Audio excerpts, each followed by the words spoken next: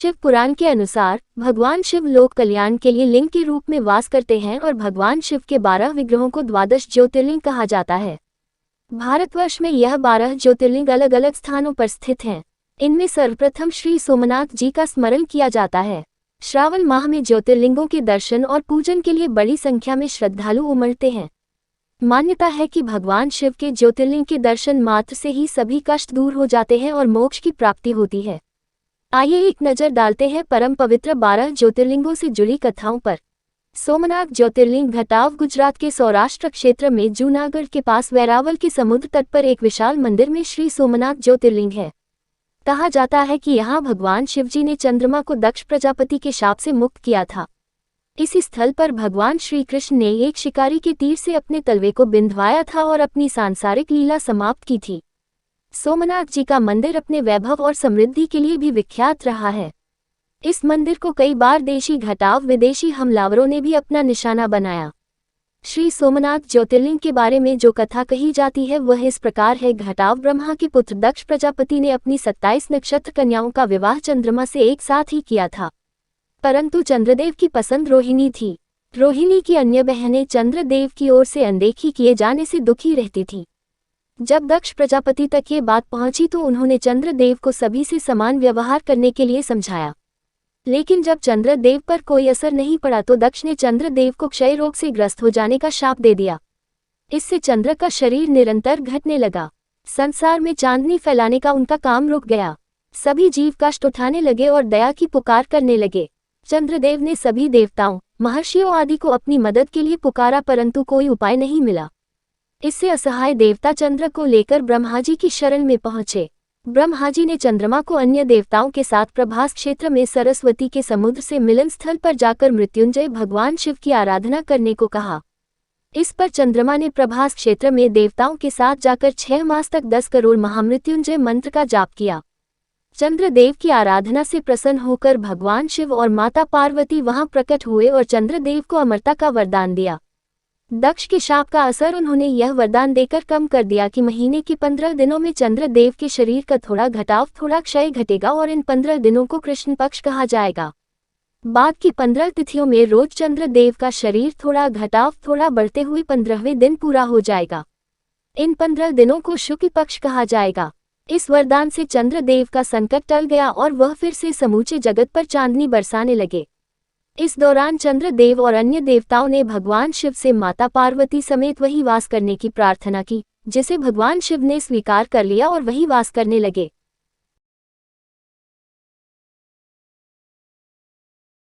मल्लिकार्जुन ज्योतिर्लिंग घटाव कर्नाटक के कृष्णा जिले में मल्लिकार्जुन ज्योतिर्लिंग के रूप में महादेव शिव का महादेवी सहित वास है। ये ज्योतिर्लिंग कृष्णा नदी के तट पर श्रीशैल पर्वत पर है।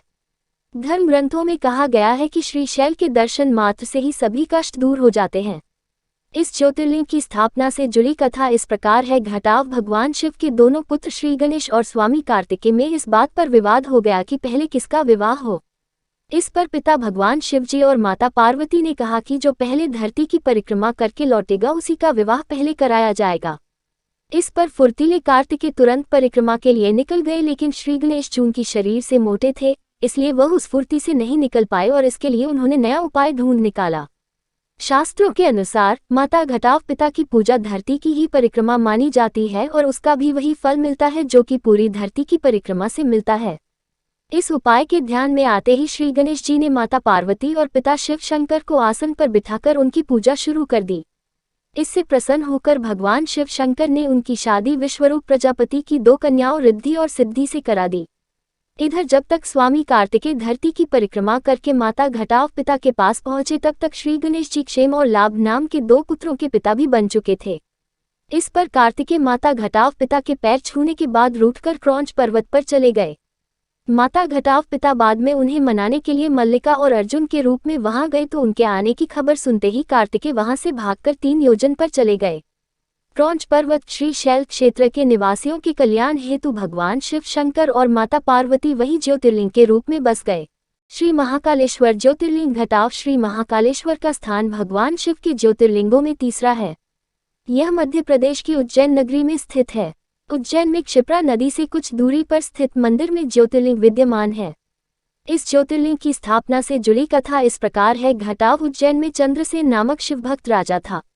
श्रीकर नामक एक 5 वर्ष के बालक ने एक बार राजा को शिवलिंग की पूजा करते देखा तो घर आते समय वह एक पत्थर का टुकड़ा घर ले आया और उसी को शिवलिंग मानकर उसकी पूजा करने लगा। ये देखकर उस बालक की माता ने पत्थर उठाकर घर से बाहर फेंक दिया और बालक को घर के अंदर ले जाने लगी तो बालक चीख घटाव पुकार करने लगा और भगवान शिव शंकर को मदद के लिए पुकारते घटाव पुकारते बेहोश हो गया। इस पर भगवान शिव से रहा नहीं गया और जब बालक होश में आया तो उसने देखा कि सामने सोने के दरवाजों वाला विशाल मंदिर है। उसके अंदर उपस्थित ज्योतिर्लिंग रोशनी की अद्भुत छटा बिखेर रहा है। इस पर बालक पहले तो अचरज में डूबा और फिर खुश होकर भगवान शिव की स्तुति करने लगा।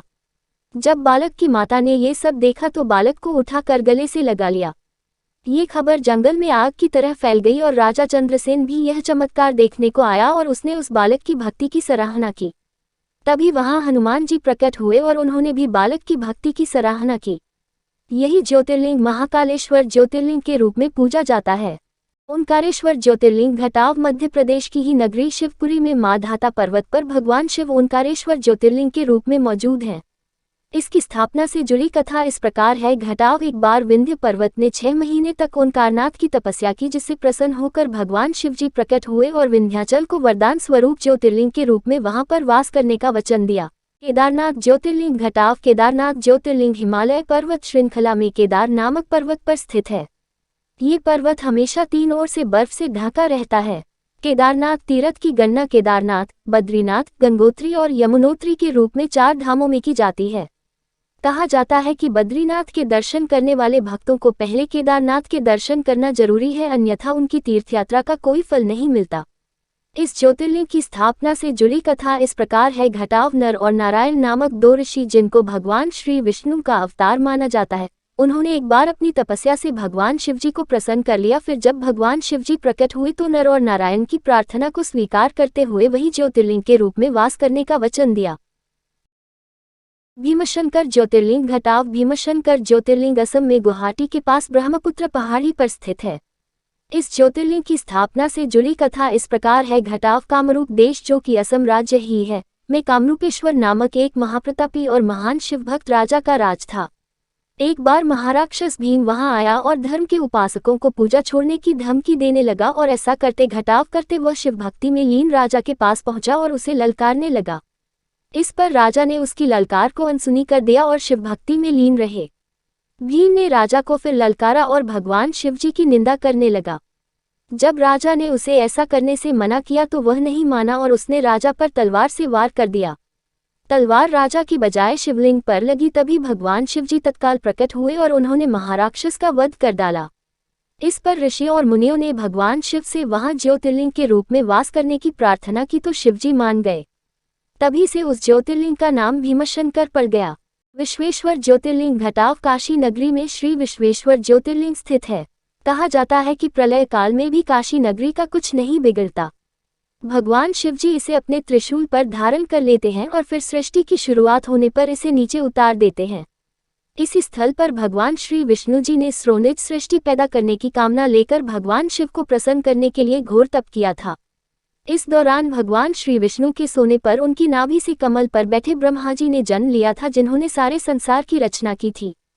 कहा जाता है कि यहाँ प्राण त्याग करने वालों के कान में भगवान शिवजी तारक मंत्र का उपदेश देते हैं, जिससे वह प्राणी मोक्ष को पा जाता है। काशी में ये ज्योतिर्लिंग विश्वनाथ मंदिर में प्रतिष्ठापित है। त्र्यंबकेश्वर ज्योतिर्लिंग घटाव महाराष्ट्र के नासिक में त्र्यंबकेश्वर ज्योतिर्लिंग स्थित है। यहाँ एक नहीं 3 छोटे घटाव छोटे लिंग हैं, जिन्हें ब्रह्मा, विष्णु और महेश इन 3 देवों का प्रतीक कहा जाता है। इसी कारण इस ज्योतिर्लिंग को त्र्यंबकेश्वर कहा गया है। कहा जाता है कि गौतम ऋषि और गोदावरी की प्रार्थना से भगवान शिव ने यहाँ ज्योतिर्लिंग के रूप में वास करने की कृपा की और त्र्यंबकेश्वर नाम से विश्वविख्यात हुए। बैद्यनाथ ज्योतिर्लिंग घटाव झारखंड के देवधर में स्थित है। श्री बैद्यनाथ ज्योतिर्लिंग कहा जाता है कि एक बार राक्षसों के राजा रावण ने कैलाश पर्वत जाकर भगवान शिवजी की तपस्या की और अपने 9 सिर काटकर बारी घटाव बारी से शिवलिंग पर चढ़ा दिए। जब वह अपना 10वां सिर काटने लगा तो भगवान शिवजी प्रकट हुए और रावण से वरदान मांगने को कहा। इस पर रावण ने ज्योतिर्लिंग रूप में भगवान शिवजी से चलकर लंका में रहने का अनुरोध किया तो भगवान शिवजी ने कहा कि यदि ज्योतिर्लिंग मार्ग में भूमि पर रख दिया तो वह वहीं रह जाएगा। रावण ज्योतिर्लिंग लेकर चल दिया। चलते घटाव चलते उसे लघुशंका हुई तो वह एक राहगीर को शिवलिंग थमाकर लघुशंका के लिए चला गया। उस राहगीर से जब शिवलिंग का बोझ सहन नहीं हुआ तो उसने उसे वहीं रख दिया। जब रावण लौटकर आया तो उसने देखा कि शिवलिंग मार्ग पर रखा हुआ है। उसने उसे उठाने की भरपूर कोशिश की लेकिन वह नहीं उठा। हारकर रावण लंका चला गया। उसके जाने के बाद ब्रह्मा, विष्णु और अन्य देवतागण वहां पधारे और उन्होंने पूजा घटाव अर्चना के बाद उसी स्थान पर ज्योतिर्लिंग की प्रतिष्ठा कर दी। नागेश्वर ज्योतिर्लिंग घटाव नागेश्वर ज्योतिर्लिंग गुजरात के द्वारका के द्वारुकवन में स्थित है। इस ज्योतिर्लिंग की स्थापना से जुड़ी कथा इस प्रकार है। घटाव सुप्रिय नामक एक वैश्य भगवान शिवजी का अनन्य भक्त था। एक बार जब वह नौक पर सवार होकर कहीं जा रहा था तो दारुक नामक राक्षस ने उस पर आक्रमण कर दिया और सुप्रिय तथा उसके साथी यात्रियों को पकड़कर अपनी पुरी ले जाकर जेल में बंद कर दिया। सुप्रिय जेल में भी शिव भक्ति में ही लीन रहता था। इसकी खबर जब दारुक को मिली तो वह वहां आकर सुप्रिय को डांटने और फटकारने लगा। जब सुप्रिय पर इसका कोई असर नहीं पड़ा तो दारुक ने अपने सेवकों से उसकी हत्या करने को कह दिया। इस पर भी सुप्रिय तनिक भी विचलित नहीं हुआ। ये सब जब भगवान शिवजी से नहीं देखा गया तो वह कारागार में ही सोने के चमकते हुए सिंहासन पर ऊंचे ज्योतिर्लिंग के रूप में प्रकट हुए। उन्होंने सुप्रिय को अपना पाशुपात नामक अचूक अस्त्र भी दिया और दर्शन देकर अंतर्ध्यान हो गए। सुप्रिय ने इस अस्त्र से राक्षस का वध कर दिया और शिवधाम को चला गया। भगवान शंकर के आदेशानुसार इस ज्योतिर्लिंग का नाम नागेश्वर ज्योतिर्लिंग रख दिया गया। रामेश्वर ज्योतिर्लिंग घटाव सेतुबंध रामेश्वर ज्योतिर्लिंग की स्थापना स्वयं मर्यादा पुरुषोत्तम भगवान श्रीराम ने की थी। श्रीराम जब लंका पर चढ़ाई करने के लिए समुद्र तट पर पहुंचे तो वहां पानी पीने लगे। तभी आकाशवाणी सुनाई दी, घटाव, मेरी पूजा किए बगैर जल पीते हो। इस वाणी को सुनकर भगवान श्रीराम ने तट की रेत से ही वही लिंग मूर्ति बनाए और शिवजी की आराधना करने लगे। तभी भगवान शिवजी प्रसन्न होकर वहां प्रकट हुए तो श्रीराम जी ने रावण पर विजय का आशीर्वाद मांगा, जो शिवजी ने सहर्षि दे दिया। श्रीराम जी ने संसार के उपकार के लिए भगवान शंकर जी से ज्योतिर्लिंग के रूप में सदैव वहां वास करने का वचन भी ले लिया।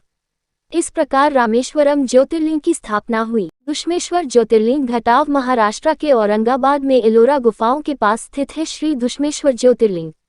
दुष्मेश्वर महादेव के दर्शन से सभी पाप दूर हो जाते हैं और जीवन में सुख ही सुख आ जाता है। इस ज्योतिर्लिंग की स्थापना से जुड़ी कथा इस प्रकार है। घटाव दक्षिण देश में देवागिरी पर्वत के पास सुधर्मा नामक ब्राह्मण अपनी पत्नी सुदेहा के साथ रहता था। दोनों में बहुत प्यार था और दोनों ही सुखपूर्वक रह रहे थे। उन्हें एक ही दुख था कि उनकी कोई संतान नहीं थी। सुधर्मा ज्योतिषी भी था। उसने अपने ज्योतिष गणित से यह पता लगा लिया था कि सुदेहा से उसे संतान सुख नहीं मिलेगा और यह बात उसने सुदेहा को भी बता दी थी। ऐसे में सुदेहा ने अपनी बहन धुष्मा से दूसरा विवाह करने का प्रस्ताव अपने पति के समक्ष रखा तो पहले तो सुधर्मा ने मना कर दिया, लेकिन बाद में वह सुदेहा की जिद के आगे मान ही गया। धुष्मा भी अच्छे संस्कारों वाली थी। वह नित्य 101 पार्थिव शिवलिंग बनाकर उनका विधिवत पूजन कर उन्हें जल में प्रवाहित करती थी।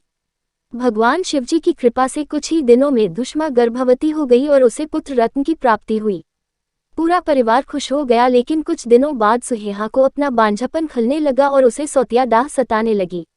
जैसे धुष्मा का पुत्र बड़ा होता गया वैसे सुदेहा की जलन भी बढ़ती गई। धुष्मा का पुत्र जवान हो गया और उसका विवाह भी हो गया। सुदेहा अब स्वयं को असुरक्षित मानने लगी।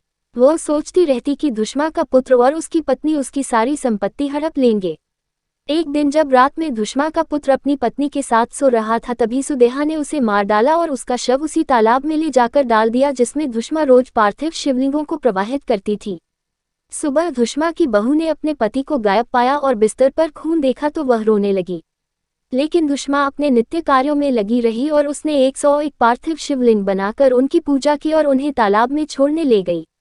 तालाब में शिवलिंगों को प्रवाहित करने के बाद जब वह घर लौटने लगी तो उसने देखा कि तालाब में से उसका पुत्र जीवित होकर बाहर निकल आया। इस सारी घटना को धुष्मा ने भगवान शिव की ही लीला मानी।